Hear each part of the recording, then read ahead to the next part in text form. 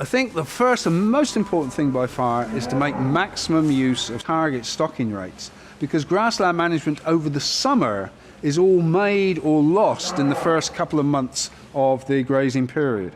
And the objective of grazing is to keep grass reasonably short to prevent it seeding, and that will give you a much higher quality sward and a faster growing sward later on in the season.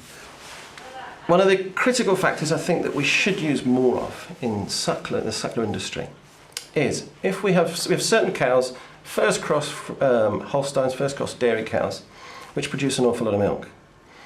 In the case of those cows can easily be separated out, the cows can be fed well. If they're producing an awful lot of milk, they need to receive concentrates, just the same as a dairy cow would. She'll pour out more milk, those calves will put on fantastic weight.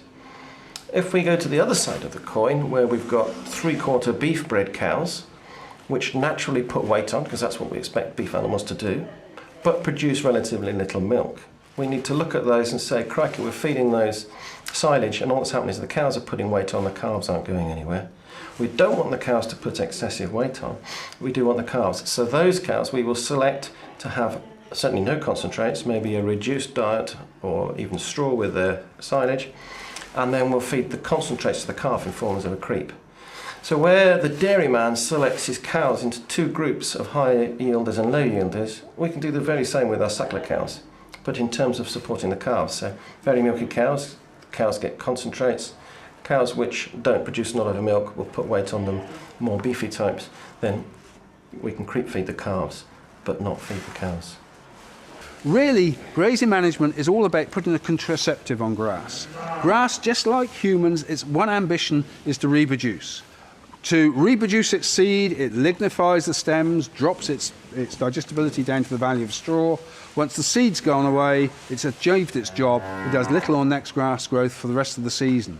So to prevent that, we've got to stop it going to seed, and that means very high stocking rates early on in the season. And in beef, what is a stocking rate? You know, you've got small store cattle, I've got big store cattle.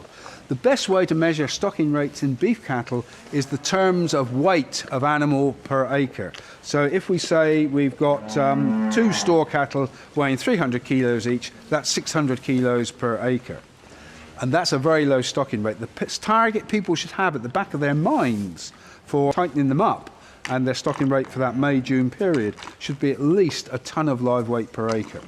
Worming cattle and control of parasites is well established on farm and in most cattle management. And things like season-long control when turning young stock out of pasture are very, very important, not least for promoting growth rates, but also to make sure you manage their development of immunity within those cattle for when they become adults.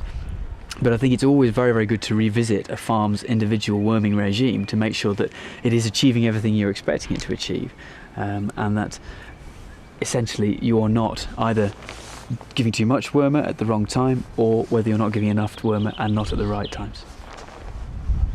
If it's an animal for its first year out at grass, I'd be very much into preventative worm control. It's a young animal very sensitive to worms. If it's its second grazing season and it will have built up some immunity to worms, then I would probably look at more therapeutic worming, possibly if they've been changed onto aftermaths midsummer, or certainly in the autumn again. So I think it depends on the type of animal, but we've a wide range of choices out there. And of course the other thing we need to take care of, but what's going to happen I'm not too sure yet, is how we actually vaccinate young animals who this winter were too young to vaccinate against blue tongue. Two pretty standard regimes that people will employ, they'll either use boluses or they'll use Poron. And both are licensed for season-long control. For example, Dectomax is licensed at 0 weeks at turnout and then at 8 weeks. And that will give you season-long control, both worming the cattle but also allowing the cattle to clean up the pasture so that you don't get an increase in amounts of parasites and numbers of parasites towards the back end, which is when you tend to see the majority of your parasitic disease, perhaps even going so far as scouring, but certainly weight loss. Alternatively, you can use boluses such as autoworm, either first grazer or finisher. First grazer for the first season, 7 pulses of wormer over the grazing season, again for season-long control and reducing the pasture contamination.